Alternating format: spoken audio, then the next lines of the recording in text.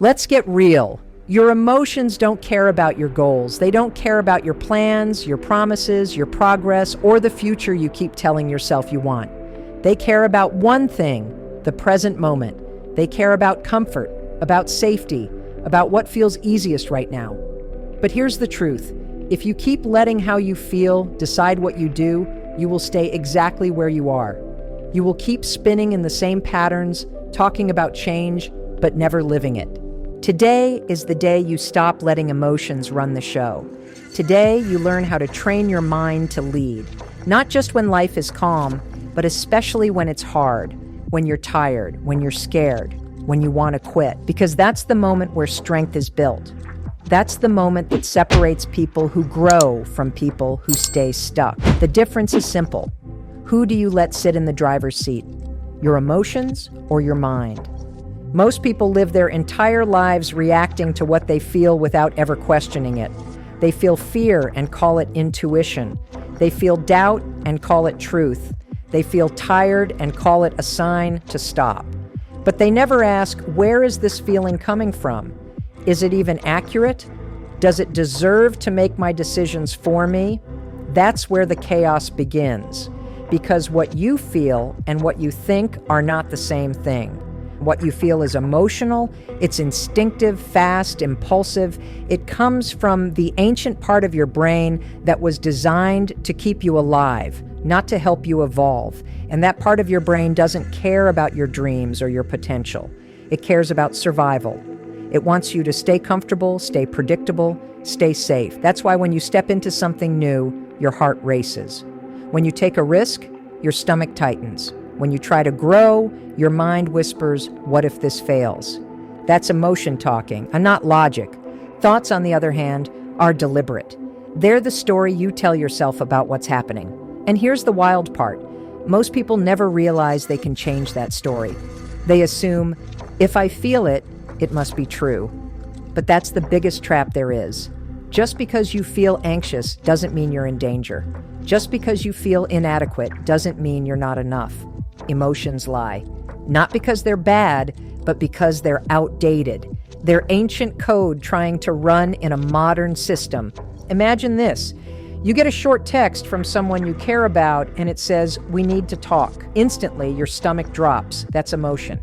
Then your thoughts kick in. Did I do something wrong? Are they upset with me? That's interpretation. The emotion triggered it, but the thought is what amplifies it. That's where you have power. You can pause and say, hold on, maybe this isn't about me. Maybe they just want to share something important. Maybe my brain is assuming danger when there is none. That pause, that's the moment where everything changes. Because when you learn to separate emotion from thought, you stop living like a puppet being pulled by invisible strings. You start responding instead of reacting. But here's the problem. Most people never pause. They feel something and immediately move. Feel anger, they yell, feel embarrassed, they hide, feel doubt, they quit. That's emotional living, and it's exhausting. You become a prisoner to every feeling that passes through you. You let a temporary mood destroy permanent opportunities. Training your mind begins with slowing down. When you feel a strong emotion, don't rush to fix it or fight it. Just pause. Ask yourself, what am I feeling right now? Why am I feeling it? Get specific. Don't just say, I feel bad. Say, I feel nervous because I'm stepping into the unknown. Or, I feel frustrated because I didn't meet my own expectation. The more specific you get, the more control you gain. Because labeling emotion moves it from the emotional brain to the thinking brain. And when you think, you lead. You can't lead yourself when you're trapped in reaction. You can't build a life you love if every decision is driven by how you feel in a single moment. That's like trying to drive a car by chasing every turn your emotions make. It's chaos. But once you become aware of the difference between emotion and thought, you start seeing the patterns. You realize most of what you feel isn't even about now. It's old programming. The fear of rejection that started in childhood, the shame from a past mistake, the anxiety that once protected you but now limits you. Your emotions are echoes of the past trying to guide your future, but you are not your past. You can't let those echoes make your choices. Awareness is where your power begins. Every time you notice an emotion before it controls you, you win. Every time you pause instead of react, you build strength. Every time you choose logic over impulse, you train your brain to trust you. You don't train your mind by suppressing emotion, you train it by mastering response. You learn to recognize emotion as information, not instruction, because feelings aren't commands, they're signals, and your job isn't to obey them, it's to interpret them wisely. So for the next few days, I want you to do one simple thing. When emotion hits, pause. Don't post, don't react, don't spiral. Breathe. Name what you feel, question it. Then choose your action. Do that once, and you'll feel a small shift. Do it again, and the shift becomes strength. Repeat it long enough, and you'll realize something powerful. Your emotions never had control. You just never practiced taking it back. And that right there is where mental strength begins. Here's the truth. Most people don't even realize how much of their life is ruled by emotion until they start paying attention. It happens quietly, automatically, underneath awareness. You wake up, check your phone, and before your feet touch the ground, your emotions are already in charge. Maybe you see something that triggers comparison, maybe a message that sparks irritation, maybe silence that feels like rejection. And just like that, without even realizing it, your mood has been hijacked. The problem isn't that emotions exist. The problem is that you've been trained to react to them instead of understanding them. You've been taught to chase what feels good and avoid what feels uncomfortable. That's what most people call intuition, but it's not. It's conditioning. Your brain learned a long time ago that comfort equals safety. But comfort isn't the same as peace. Sometimes comfort is the cage that keeps you from growing. If you want to train your mind to lead your emotions, you have to start by recognizing how they work. Emotions are ancient survival mechanisms. They're fast, loud, and physical. They live in your body before they ever reach your thoughts. Fear tightens your chest. Anger heats your blood. Shame makes you shrink. These sensations show up first, and your mind rushes to explain them. But the explanation isn't always true. Your brain isn't looking for accuracy. It's looking for certainty. It would rather believe a lie that feels familiar than face the unknown. That's why awareness is so powerful. Because awareness interrupts the loop. It gives you space between what you feel and what you do. Imagine a moment of tension. You're in a meeting, someone criticizes your idea, and instantly you feel that surge in your body. Your jaw tightens, your heart pounds. Emotion says, defend yourself, prove them wrong. But if you pause just for a second, you shift from emotional reaction to conscious control. You can take a breath and think, this isn't an attack, it's feedback. I can learn from this. That single pause changes everything. Most people don't have that pause. They've lived their whole lives on emotional autopilot, feel, react, regret. It's not weakness, it's wiring. The human brain is designed to prioritize emotional processing because that's what kept our ancestors alive. But what protected you in the wild is now the thing holding you back in the modern world. You're no longer running from lions. You're running from discomfort, from failure, rejection, or uncertainty. The threats are psychological now, not physical. Yet your body reacts the same way, flooding you with adrenaline as if your life were in danger when really, your ego just feels exposed.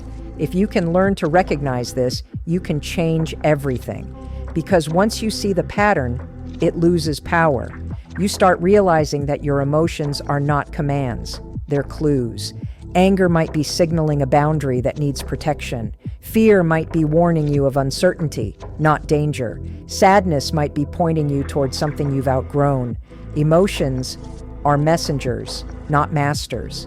And if you can learn to listen without obeying, you become unstoppable. Here's something most people never do. They don't question the stories that emotions trigger. They just accept them. You feel anxious before a big opportunity and your brain says, maybe I'm not ready.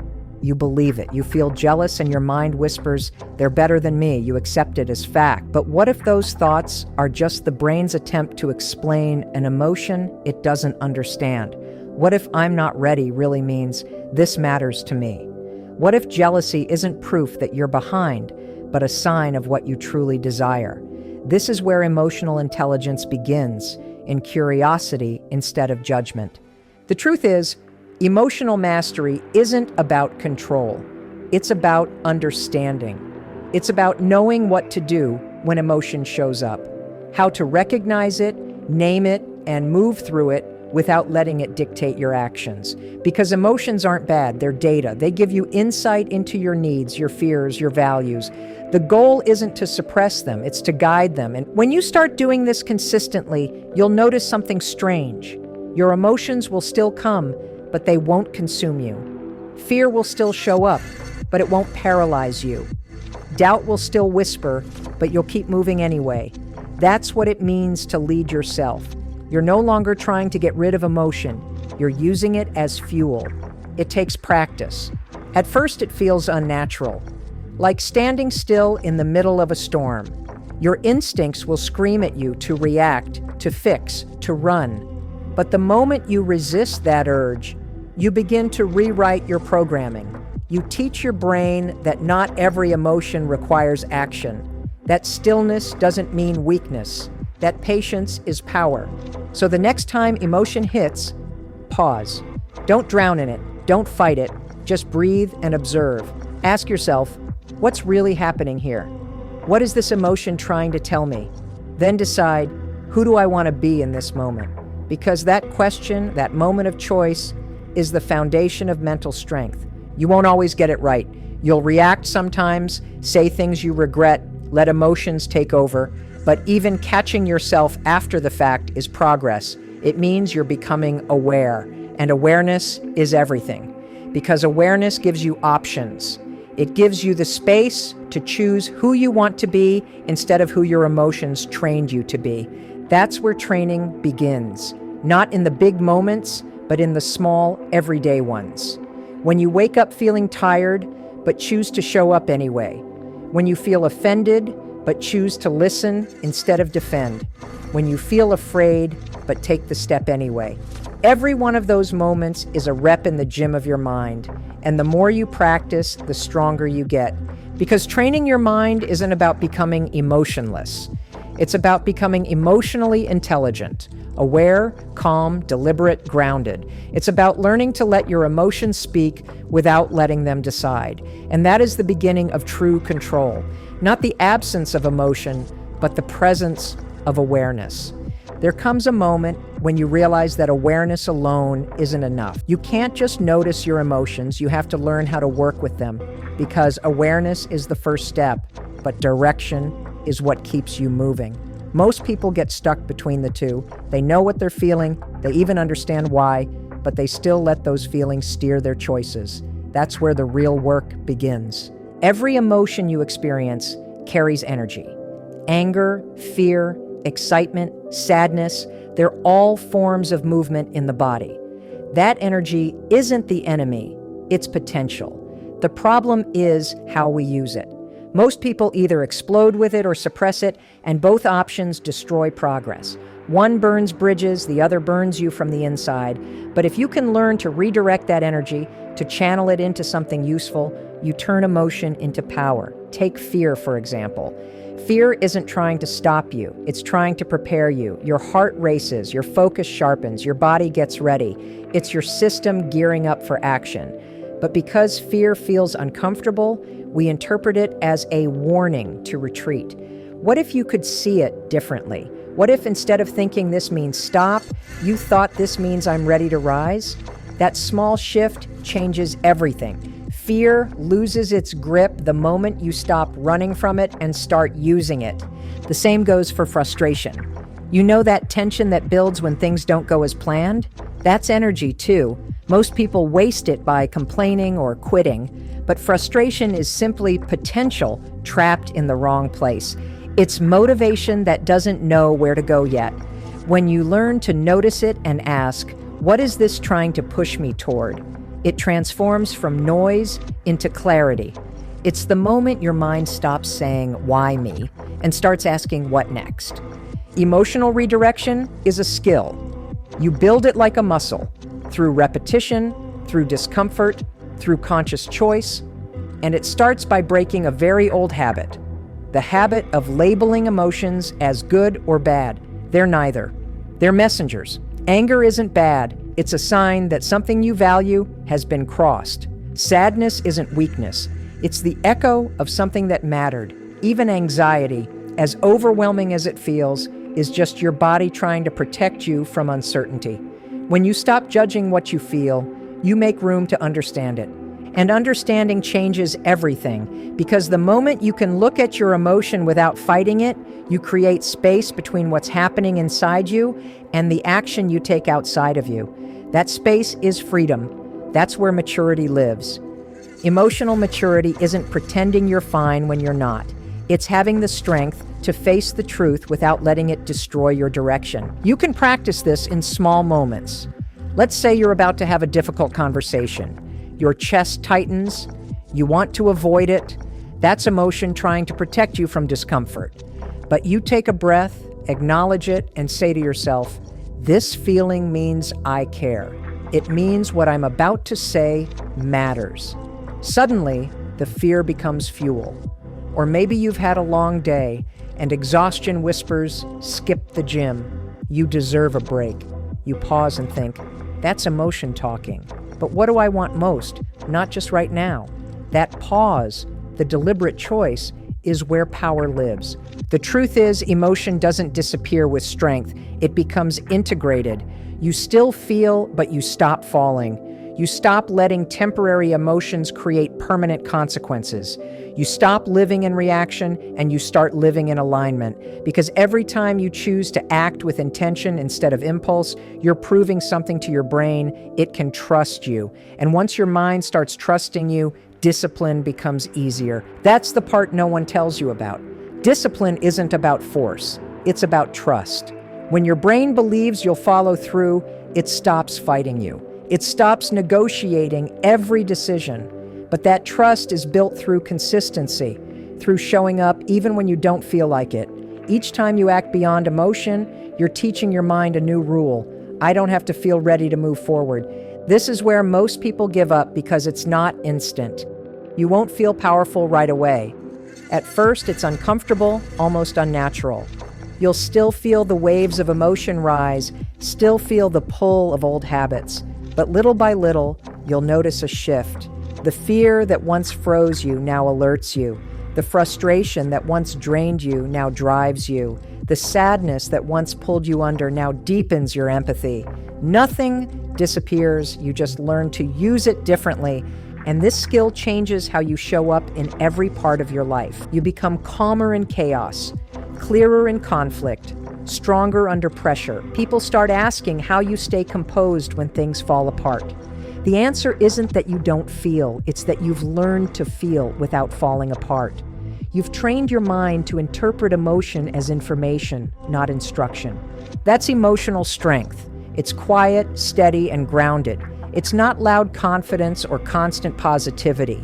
It's the ability to sit in discomfort without needing to escape it, to stay centered when everything around you is pushing you to react, to hold your ground.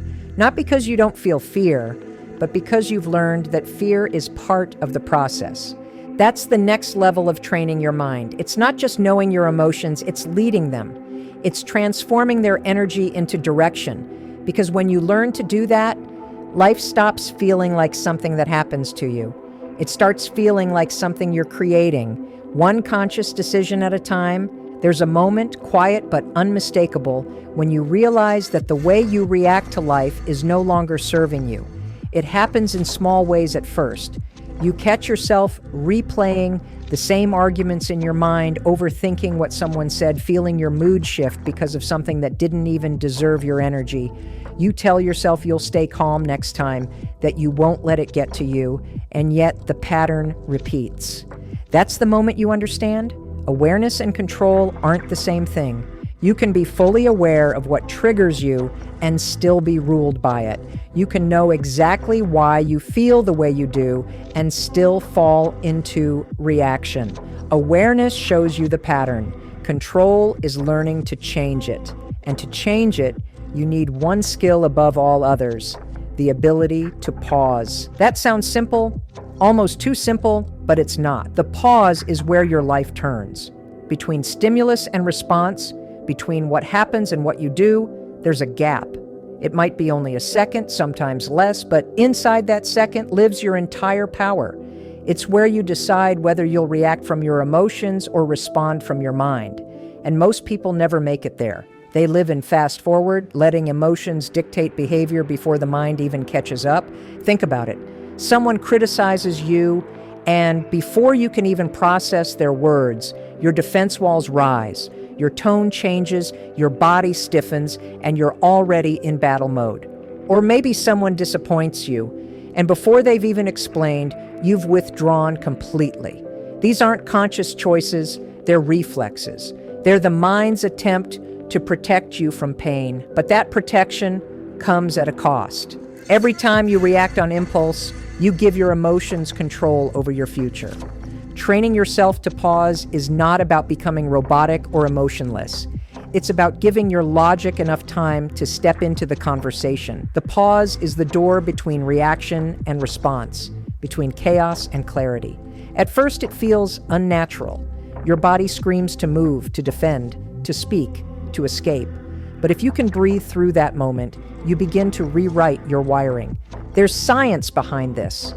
When emotion rises, anger, fear, shame, the amygdala, the brain's emotional center, takes over. It floods your body with stress hormones, preparing you to fight, flee, or freeze. Logic goes offline, but when you pause, when you breathe, slow down, and name what you're feeling, you re-engage the prefrontal cortex, the rational part of your brain. It's not magic, it's biology. You're literally turning your brain back on. That's why emotional control isn't about strength. It's about strategy. Picture this. You're in traffic, someone cuts you off, and instantly anger ignites.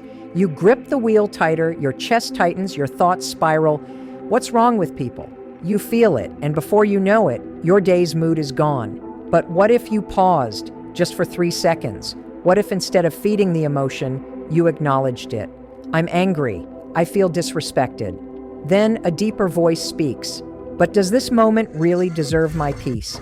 That tiny pause is the difference between losing your day and keeping your composure. You can apply this everywhere, in relationships, at work, even with yourself. Imagine your partner says something that stings. Emotion wants to snap back. The pause says, wait, what did they really mean? Am I reacting to this moment or to something old inside me? The pause isn't silence. It's space for wisdom to enter. It's where understanding lives. Most people think control is suppression.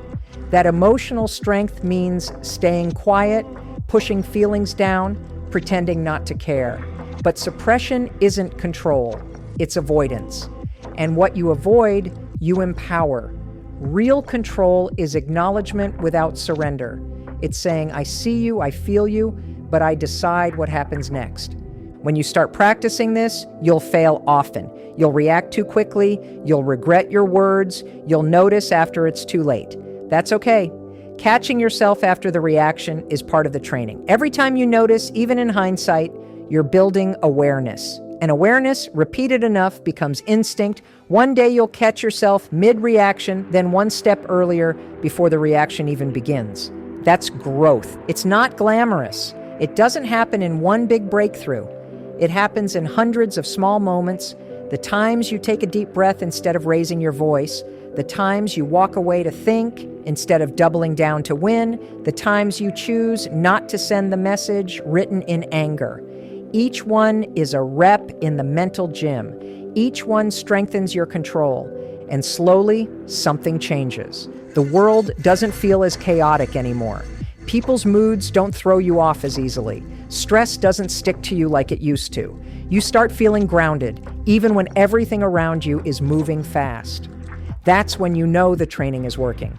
Not because your emotions disappear, but because they no longer decide for you. You'll begin to understand that life isn't about avoiding triggers. It's about mastering your response to them, because triggers are part of being human. People will disappoint you, things will go wrong, plans will fall apart. But you don't have to fall apart with them. The pause gives you the space to lead yourself through the chaos instead of being consumed by it. This is the foundation of mental discipline, the ability to create distance between what happens and who you become because of it. And if you practice it long enough, the pause stops feeling like resistance. It becomes peace. It becomes your natural rhythm. So the next time emotion hits, don't rush. Don't fill the silence. Don't move just to escape what you feel. Stand still for a second. Let the storm pass through you instead of letting it carry you away. That second might not look like much from the outside, but inside, it's everything. It's where power lives. It's where transformation begins. It's the pause, small, quiet, but life-changing. There's a kind of strength that doesn't come from effort, but from awareness. It's the strength that comes when you stop fighting your emotions and start learning from them. Up until now, you've learned to pause, to create space between what you feel and what you do. But now it's time to go deeper, to understand how to reframe what you feel. Because once you learn to change the meaning of your emotions, they stop being obstacles and they become fuel. Here's the truth. Emotions themselves are neutral. They only become positive or negative when you assign them meaning. Fear isn't bad. Sadness isn't weakness. Even anger isn't dangerous. They're signals, messages from your body, from your mind, from your history. They're trying to tell you something, but because most of us were never taught how to listen, we spend our lives reacting to them instead of interpreting them. Reframing is the art of translation, translating the language of emotion into the language of growth. And it begins with a simple realization. You don't need to change how you feel to change what it means. You can feel fear and still move forward. You can feel doubt and still take action. You can feel pain and still find purpose inside it. The emotion doesn't define you. The meaning you give it does. Think about this. Two people can feel the exact same emotion and create completely different outcomes. Both feel fear before speaking in public. One says, "I'm nervous. This means I'm not ready." The other says, "I'm nervous. This means I care." Same emotion, different interpretation. One retreats, one rises. The difference is meaning. That's the core of reframing. Learning to give emotion a direction that serves you, not one that sabotages you. It's the difference between seeing discomfort as a sign to stop and seeing it as a sign to grow. It's the shift from "why is this happening to me" to "what is this teaching me?" And the truth is, your emotions will follow the story you tell about them. If you keep telling yourself that anxiety means you're not capable, your body will treat every challenge as danger. But if you decide that anxiety means you're stepping into something important, your body will respond with energy instead of panic. You can't always choose what you feel, but you can always choose what that feeling means. Reframing takes practice because your emotional interpretations have been programmed over years, maybe decades. You learned them from parents, teachers, friends, culture, messages like "don't cry, don't be angry, don't be afraid." So you grew up thinking emotions are signs of weakness instead of wisdom. But every time you suppress emotion, you suppress information. You silence the messenger and lose the lesson. Let's make this practical. Imagine you're about to take a risk, starting a business, ending a relationship, speaking up for yourself. Fear shows up. Your first thought is, "This is too much. I'm not ready." That's the old narrative. But what if instead you paused and reframed it? This fear is energy. It's not trying to stop me. It's trying to prepare me. You breathe, you accept it, and suddenly the fear doesn't shrink you. It sharpens you. Or take failure. Most people see failure as proof of inadequacy. They feel the shame, the disappointment, and they stop trying. But reframing shifts that completely. Failure becomes feedback. It becomes direction. You stop seeing it as punishment and start seeing it as progress. Because every time you fail, you learn something you couldn't have learned otherwise. Failure is data.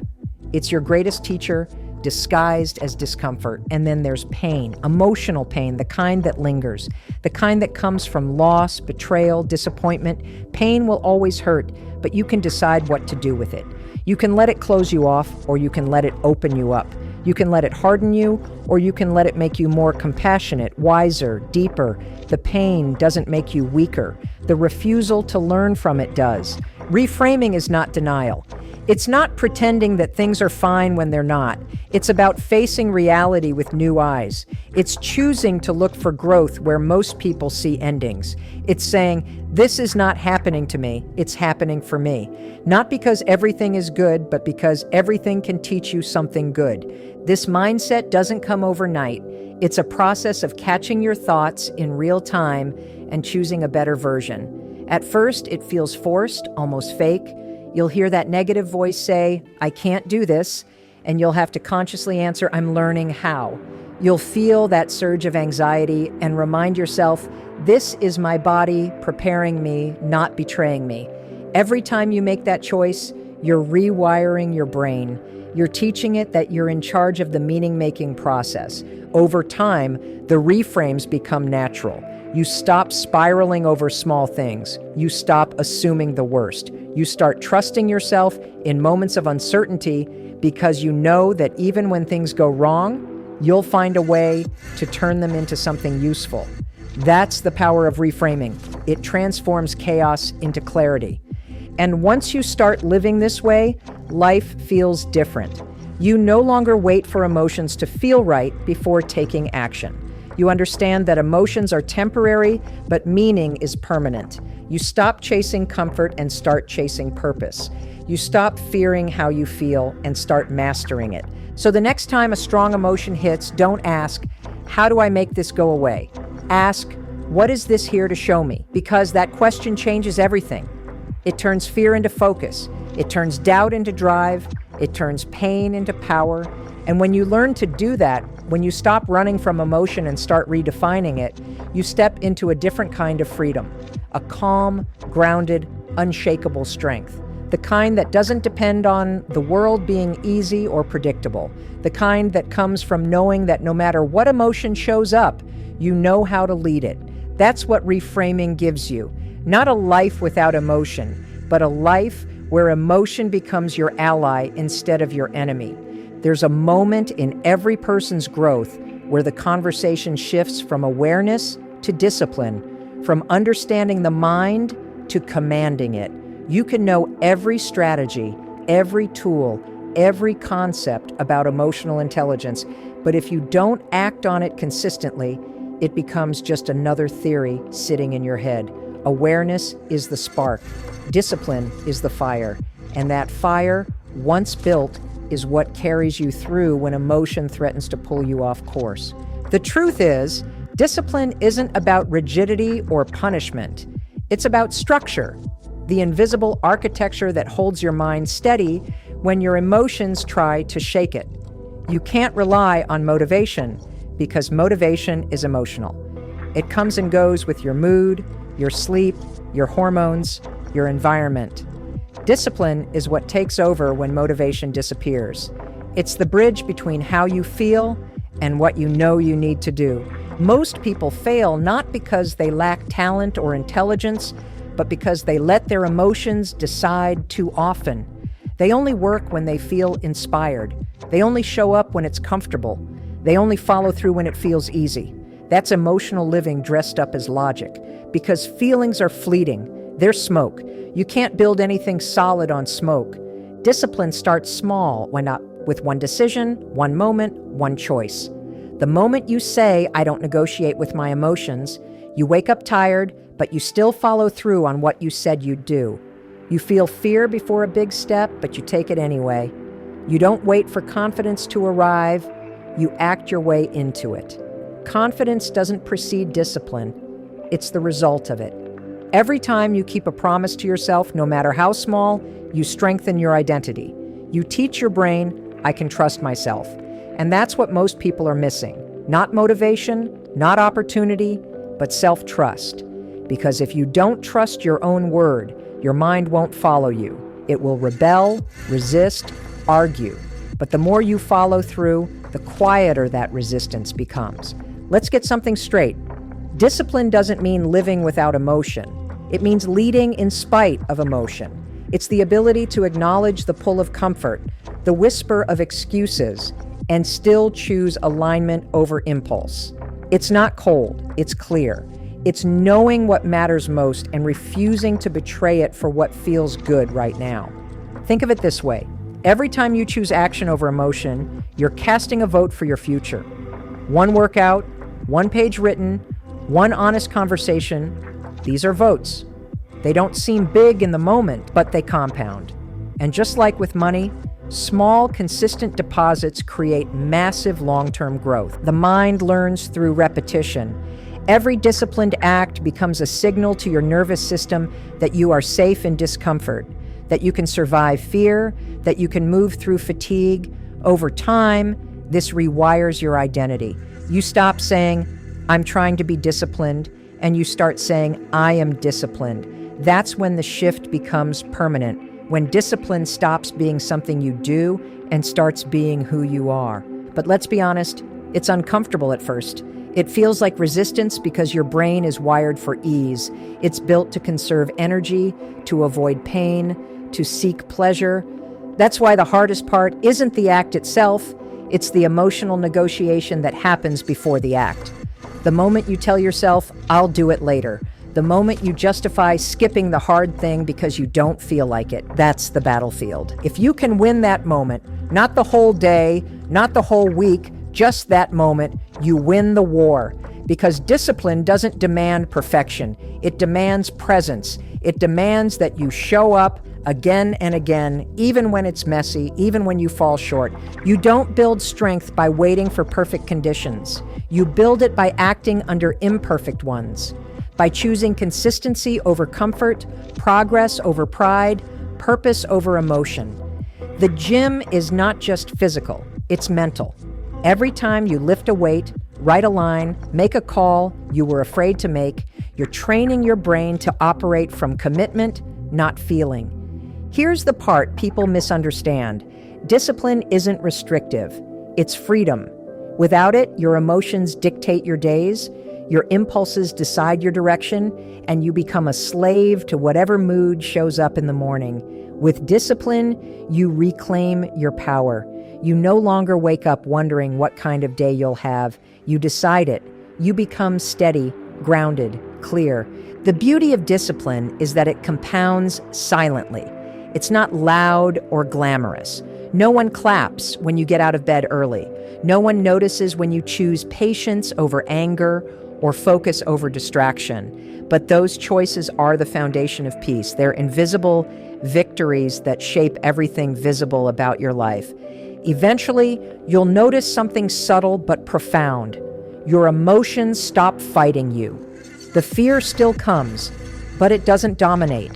The doubt still whispers, but you don't listen. The resistance still visits, but you don't invite it in. Your mind has learned who's in charge. And that's when discipline becomes strength. Not the kind that burns out or breaks down, but the quiet, enduring kind that sustains you through anything. Because a disciplined mind doesn't wait for ideal circumstances. It creates them. It doesn't avoid the storm, it becomes still within it. So here's your reminder. Every day, your emotions will test you. They'll try to convince you that rest is earned before effort, that fear means stop, that discomfort means danger. But you'll know better. You'll know that discipline isn't the enemy of emotion, it's its guide. It's the hand that steadies the wheel when the waves rise. And if you keep choosing it, one day you'll look back and realize that everything you thought was impossible became inevitable. Not because the emotions went away, but because you learned how to lead them. That's what real strength looks like. Not control without feeling, but direction in spite of it.